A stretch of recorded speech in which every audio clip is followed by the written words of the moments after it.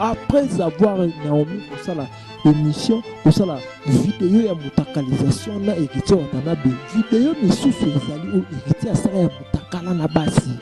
babi héritier atika kate héritier akenda kantel pambate héritier alala kana mwasi pambate so ali na mwasi il faut vidéo ezala a filmer amona na biso so kanisa kanini so ezaka nini. N'hésitez pas à liker la vidéo si elle vous plaît et si vous êtes nouveau sur la chaîne, n'oubliez pas de vous abonner et d'activer la notification pour ne rater aucune de nos prochaines vidéos. On commence. Pour ne pas s'abonner, c'est facile. Betuke bakaka kadiboku yae ngende obika place ba mesonika abonner s'abonner ba fanatique papa maswaku batu to balingaka ngai bokende ku s'abonner okutala chaîne moko ba mesonika akubima wana ukeka kote ya coin wana ngeta pala simoshi ba mesonika s'abonner ngeme bakadiboku yae ngeme dobika place ni mara moko komi s'abonner ngeta lelo kuboko bima kalukula ngunga lokola ngonga katoliki odobiki lisusu wana mungongo kitasa mungongo na ilisusu na esengo ya koyeba ke bozebele kotala biso na kini ya bana kine merci ndenge bosabonaka chaque jour après jour na chaîne préférée chaîne la diaspora Kinshasa et sepeli partout Congo Brazzaville partout dans le monde entier, c'est peli na kini, yabana kini, moza ko s'abonner. Merci na fidélité, pe confiance, pe pesa kabiso na kata studio na biso. Kini yabana kini, tout en ensemble ko ba ke bozali ebele ko tala biso na kata chaîne na biso. Merci beaucoup na bande ko tout. Botala kabiso gevi futila liebo. Merci beaucoup na abeda chou mobali ya pembe kitoko makasi en tout cas na kati ya chaîne biso lelo tozana sengo ko ke pile botala kabiso mama miminduma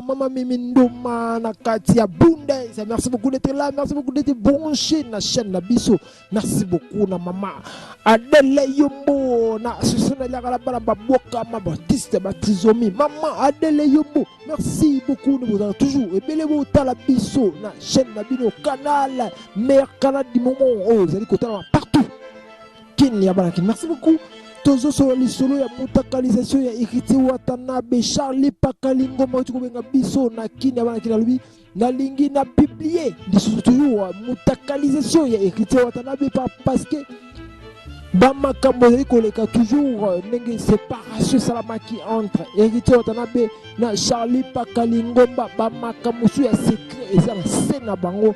oyo nanu ebima te. Charlie Pakalingomba alingi apanza vérité ya héritier Watanabe alingi abimisa bafoto bavideo ya mutakalisation ya héritier Watanabe boyita komona mikolo toleka ndenge photo ya vidéo to pe vidéo ya héritier Watanabe na Naomi Mando boyita kobima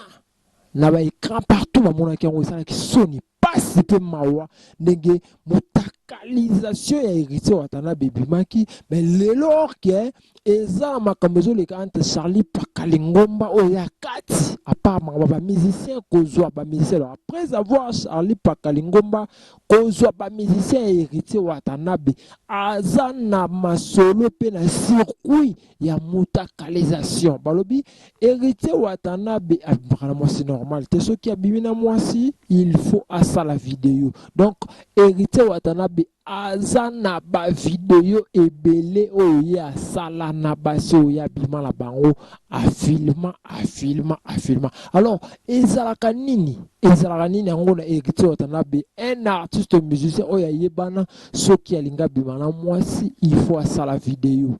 oyo eza troisième vidéo oyo pe quatrième oyo Charlie Pakalingi abimisaka la mingi te bandeko bosabone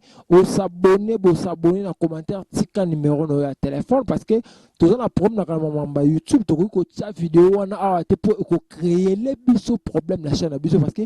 bato va comprendre que chaîne ezotala mingi koti partout na monde entier yango bakoki ko créer le biso ba problème que biso toza nzambe tozo pesa information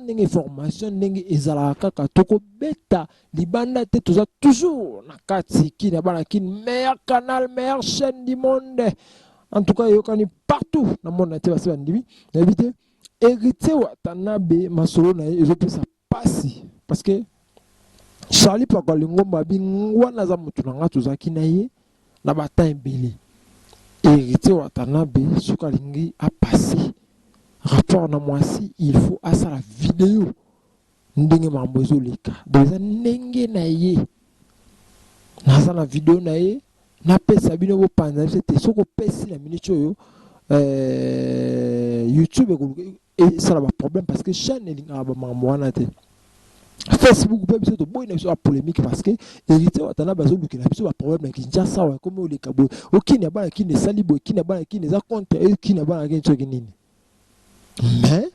tokotindela bato na ba WhatsApp moto atindi numéro na ye asabone atindi numéro ya WhatsApp totindeli ye vidéo mosusu eti kobima après avoir Naomi kosala émission kosala vidéo ya mutakalisation na héritier Watanabe vidéo misusu ezali o héritier asala ya mutakala na basi babi héritier atikaka te héritier akendaka hotel pamba te héritier alalaka na mwasi pamba te soki alieli na mwasi il faut vidéo ezala afilme amona na yebi te soki akanisaka nini soki ezalaka nini. Charlie Paralingomba apanzi yango na ebite loloche molisho mwasi héritier Watanabe ndako na ebite soki yo mona ma yo pese bokendaka soki afilmaka na ebite héritier Watanabe afilmaka to afilmaka te mawa mingi. Kini ya bana kini wana pona kopesa bino toujours information ya mabe tokoloba mabe ya malamu tokoloba malamu. S'abonner massivement aux autres la vidéo passe mon assez on a comment s'abonner à rouge ni ataka loboko wana mbala moko okomi ko s'abonner mbala moza abonner na chaîne na biso ozozo tous les informations ce kokota to kopesa yango to kolemba te. Merci beaucoup na Solange Mboyo administratrice na kati kini ya bana kini a partir ya fo d'ici na peso mbote nga mongongo à Kinshasa kini bana kini chaîne ondimami partout dans le monde entier botika ba numéro bo s'abonner to tinda mi wa vidéo plutôt pesa une information